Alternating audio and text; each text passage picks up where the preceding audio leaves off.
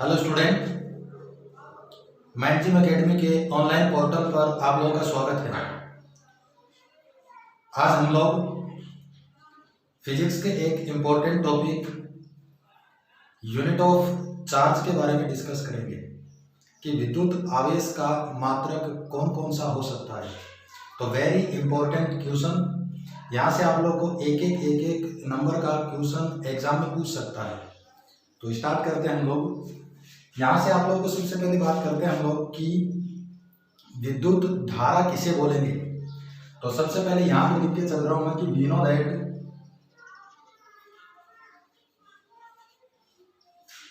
आवेश प्रवाह की दर को विद्युत धारा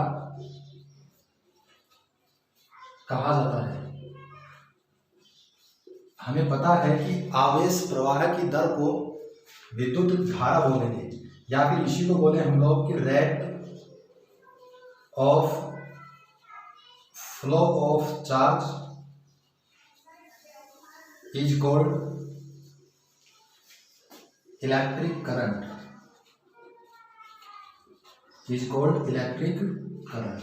rate flow of charge is called electric current. इस डेफिनेशन के अकॉर्डिंग हम लोग एक फॉर्मूला ड्राइव करेंगे, उस फॉर्मूले के अकॉर्डिंग यूनिट ऑफ चार्ज के बारे में डिस्कस करेंगे। तो यहाँ से बोल के चल रहे हैं, जिस भी डेफिनेशन के अंदर दर की बात आए या फिर रेट की बात है, जिस भी डेफिनेशन में दर या फिर रेट की बात आएगी तो इसका मतलब रहेगा आपका टाइम हमेशा अपॉन में। इसका मतलब क्या रहेगा? टाइम हमेशा अपॉन में रहेगा। तो according to definition electric current capital I, according to definition electric current equal to कितना लिखेंगे हम लोग? इक्वल टू लिखेंगे चार्ज और अपॉन में रहेगा आपका टाइम। अकॉर्डिंग टू डेफिनेशन क्या बोल दिया हम लोगों ने? Current is equal to charge upon time. Current को डिनोट करेंगे कैपिटल आई से, चार्ज को डिनोट करेंगे कैपिटल क्यू से, और टाइम को डिनोट करेंगे हम लोग स्मॉल टी से। यहाँ से हम लोग बात करेंगे कि इस क्यू का चार्ज का यूनिट कितना रहेगा। तो आई, इस टी को इस आई के अंदर मल्टीप्लाई करें तो कितना मिलेगा आपको? Formula Q is equal to I into T. Formula क्या रहेगा आपका? Charge Q is equal to I into T, जहाँ पर आई करंट है और टी क्या है? टाइम है। इसी को देख के हम लोग इसका यूनिट लिखेंगे। तो first unit of electric charge, यहाँ से लिख रहे हैं हम लोग कि first unit of electric charge कितना? यूनिट ऑफ इलेक्ट्रिक चार्ज ये रहेगा आपका करंट का यूनिट एम्पियर। करंट का यूनिट कितना? एम्पियर। टाइम का यूनिट अगर लिखेंगे तो टाइम का यूनिट रहेगा आपका सेकंड। तो फर्स्ट यूनिट ऑफ चार्ज कितना हो गया? Ampere into second.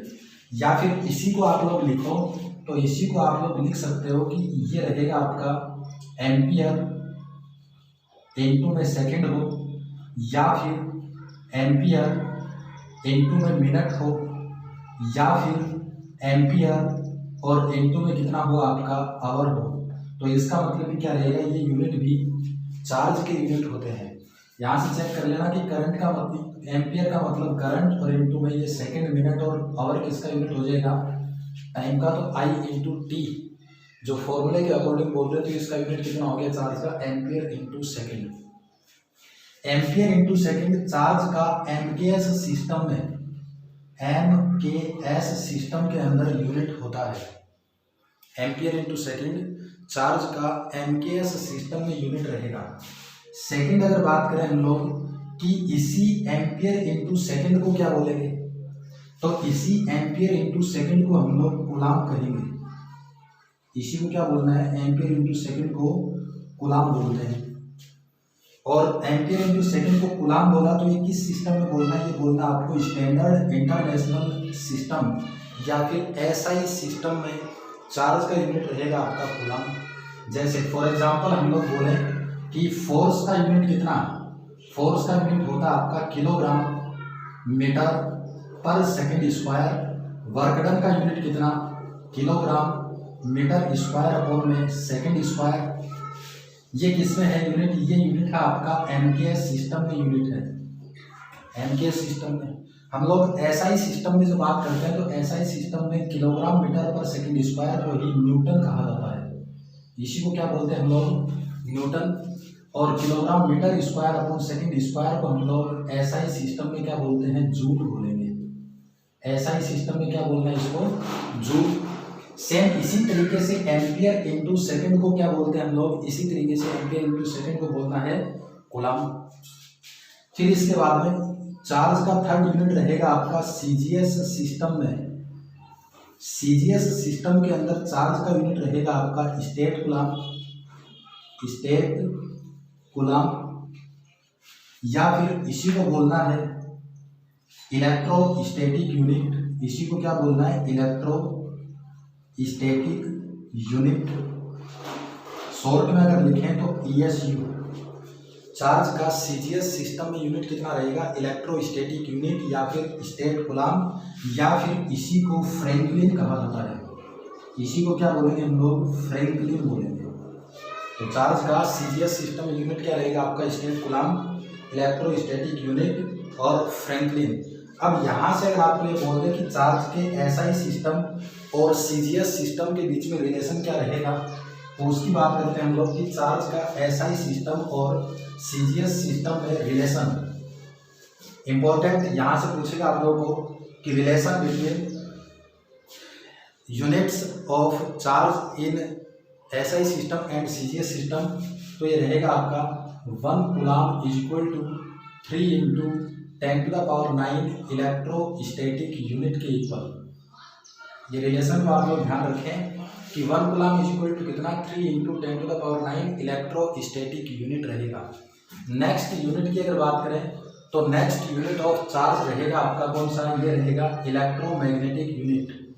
Electromagnetic unit short में अगर डिनोट करें तो EMU। शॉर्ट में अगर डिनोट करें इसको तो EMU। अब कूलम, सीजीएस में स्टेट कूलम और इलेक्ट्रोमैग्नेटिक यूनिट, इन तीनों के बीच में अगर आपको रिलेशन बोले तो रिलेशन रहेगा आपका 1 EMU is equal to 10 coulomb is equal to 3 into 10⁻10 electrostatic unit. ये रिलेशन रहेगा आपका EMU, कूलम और इलेक्ट्रोस्टैटिक यूनिट में। नेक्स्ट यूनिट की अगर बात करें तो चार्ज का नेक्स्ट यूनिट रहेगा आपका फेराडे।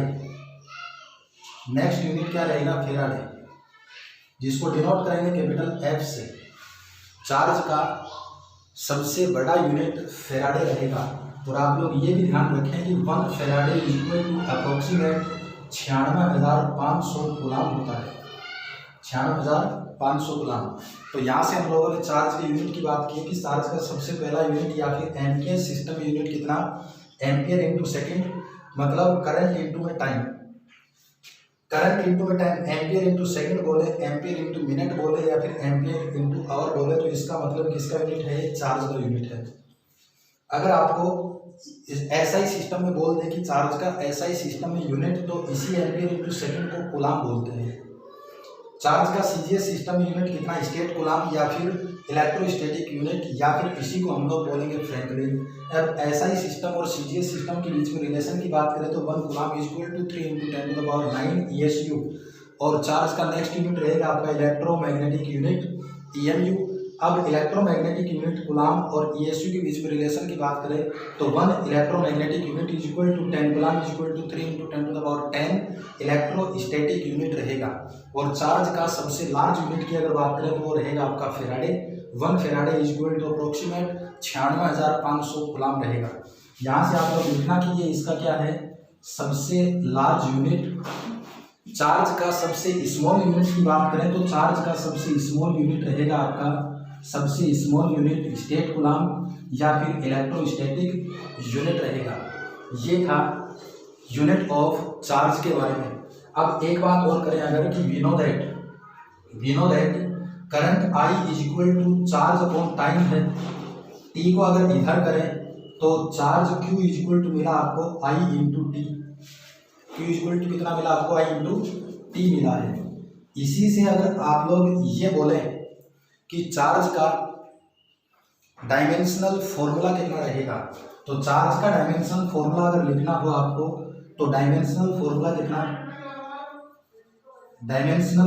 कितना ये रहेगा आपका। करंट के लिए डिनोट करेंगे कैपिटल ए से, टाइम के लिए डिनोट करेंगे कैपिटल टी से, तो ये रहेगा आपका चार्ज का डायमेंशनल फॉर्मूला ए टी। और यहाँ से अगर बात करें कि चार्ज क्या रहेगा आपका, तो चार्ज है स्केलर क्वांटिटी, चार्ज रहेगा आपका स्केलर क्वांटिटी, या फिर चार्ज अदिश राशि होती है। चार्ज क्या होती है? अदिश राशि। तो ये टॉपिक था आपका यूनिट ऑफ चार्ज के बारे में। यहाँ से आपको 1 नंबर के क्वेश्चन में रिलेशन पूछ ले, डायरेक्ट कोई यूनिट पूछ ले, तो हम लोग उसको डिस्कस कर सकते हैं। Thank you.